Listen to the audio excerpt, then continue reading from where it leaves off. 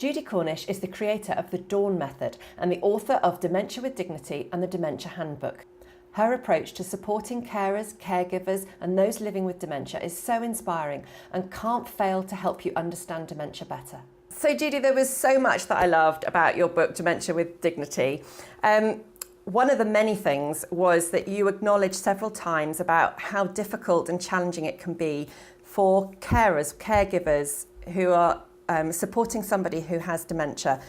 Why do you think the Dawn Method can make that easier? You know, there's just no getting around it. If you're spending time with someone who's losing cognitive skills, it is much more exhausting than working or living or spending time with somebody who, is losing physical strength or physical abilities. It's just really very, very, very hard for us to watch somebody losing skills, but also to respond to that loss of skills. So I think the primary message that I wanted to give families and caregivers about their loved ones with the Dawn Method is that if we understand what skills people keep, and we understand which skills they're losing, once we understand that, then it's much easier, because then we're not frustrated with wrong expectations about what they can still do. And this is where the idea of the strength-based approach comes from, yes? So that you're working with what they have, or maybe even what is enhanced? Right, yeah, because, I think most of us, and actually a lot of my work is I think it's in self-awareness, for the caregiver. Because if my companion is losing rational thinking skills, and I don't understand what my rational thinking skills are, then I really will be frustrated, and I won't be able to understand what's being lost. So I won't be able to understand how to support. You speak about rational and intuitive thought. Can you explain a little bit about what the difference between those is? Rational thinking skills and intuitive thinking skills are two completely different thinking systems we have. Our intuitive thinking skills are what enable us to bring in all of the information from the world around us and absorb the big picture. With our intuitive thinking skills, we receive all of the sensory data that our senses allow us, but we also feel our emotions and perceive other people's emotions through nonverbal communication. We learn from experience. All of this are the skills of intuitive thinking. So, and if we as caregivers, as the companions of people who are losing rational thinking skills, once we understand what they keep, then we can begin working with it. And of course, if you work with something, then it's so much easier than if you're in the dark and not understanding really what's going on. The other thing I loved about your book is all of the stories that you tell throughout the book, experiences that people that you've worked with have had. And honest to goodness, almost every one of them I have either experienced or heard people tell me the same stories. And you're absolutely right. It's that understanding of the process and what's happening and what they're losing, but what they still have. And if you can understand that, it's easier to empathize. Yeah, that. But the other thing that happens, because I really resist hearing people who are experiencing dementia talked about as disease. This person has a disease, and as soon as you do that, then you've objectified the person. And now you're going to see, and whenever you're interacting with the person, you're going to be seeing them react in certain ways. And then you're going to be thinking about behaviors, and those behaviors are going to have labels. And pretty soon, you're not dealing with a person at all. You are completely separated from them, in a kind of I am healthy, you are not. And to me, that's just so wrong. All of us, as we go through life, are losing cognitive skills. Not dramatically, and when we do lose cognitive skills dramatically, then there is usually some kind of a disease process that's responsible for that.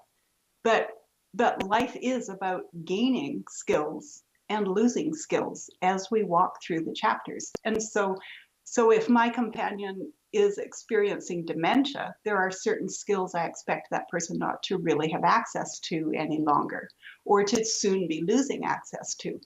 But when they react in a certain manner, I don't see a label or a behavior or a symptom. I see somebody just like me reacting just like I would if all of a sudden I couldn't use if I all of a sudden I couldn't use cognitive skills like memory. You've put your strategies, I suppose, into 7 categories, which you've called the Dawn Toolkit. You know, the book I wrote so those 7 tools of the Dawn method are tips and techniques for responding to the 7 emotional needs that I saw all of my clients experience, no matter what their background, their type of dementia, their their stage. We as human beings do have emotional needs, and when we lose certain skills, we're going to respond in certain ways emotionally. Everything for me begins with mood management. It begins there at the center of the dawn flower. The metaphor I use is a flower, something of beauty that's growing. And we have to start with mood management because when we lose rational thinking skills, we lose the ability to change our own moods. When we lose memory skills, we lose another tool that gives us the ability to change our own moods. And so I begin by bringing the caregivers and families to recognize that it's actually their nonverbal communication, it's their own emotions that is dictating the mood of all encounters. In the mood management section, you talk about being person-centered and not task-centered. And this is something I've seen quite a lot. You talk about dementia time and how you might need to get to an appointment, but the person just isn't on your wavelength, isn't ready, hasn't caught up with the fact.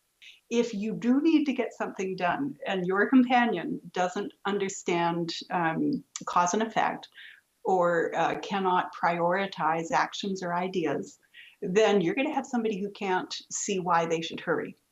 And if they don't understand why they should hurry, and you begin to try to explain to them why they should hurry, well, then they don't have rational thinking skills, and so they can't follow the explanation. It won't make any sense to them. It still won't give them a reason. And so instead of that, you need to be aware that your companion is using intuitive thinking. Those skills give them the ability to continue to recognize your intonation, your facial expression, your body language, your gestures.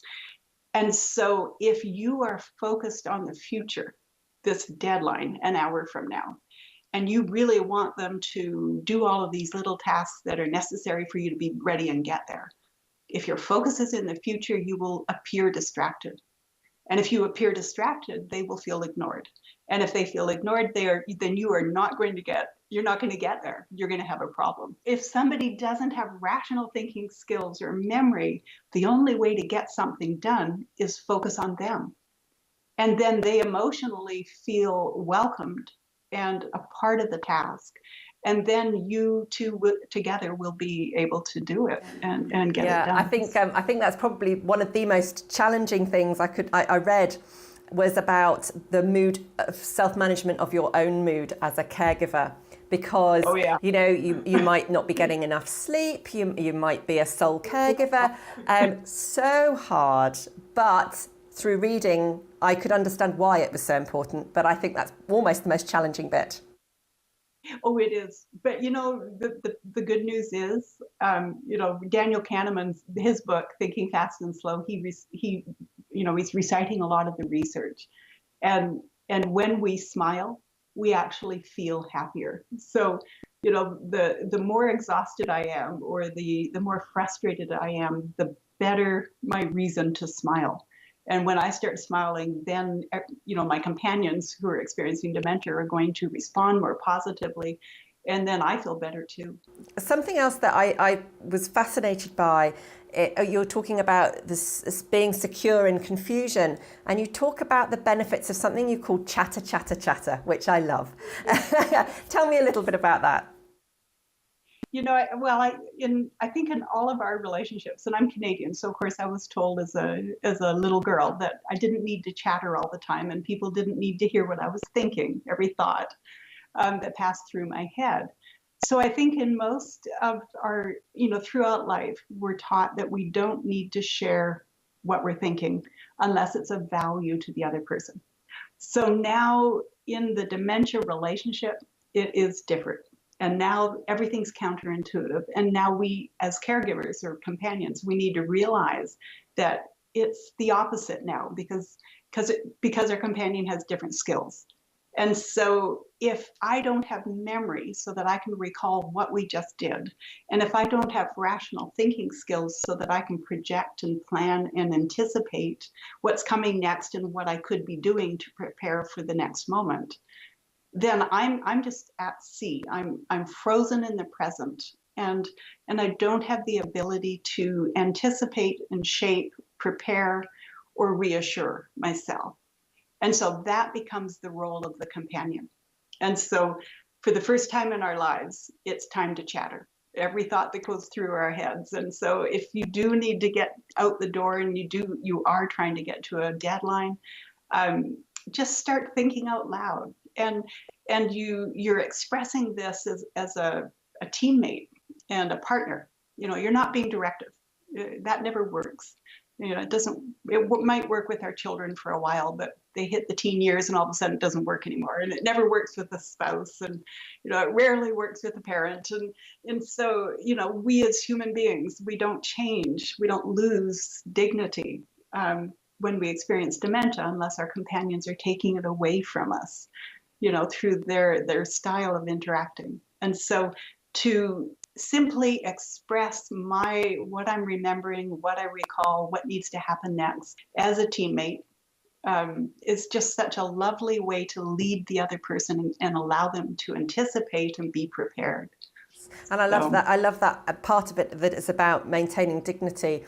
We tend to think of dignity as, making sure you shut the bathroom door or, making sure someone's dressed correctly, but it's so much more than that. So much more. It's being able to choose. I really think being granted the space to make our own decisions is one of the primary components of dignity. And of course, that presents the immediate question, well, how do you let somebody make decisions if they have no judgment? But there are ways to do it. And,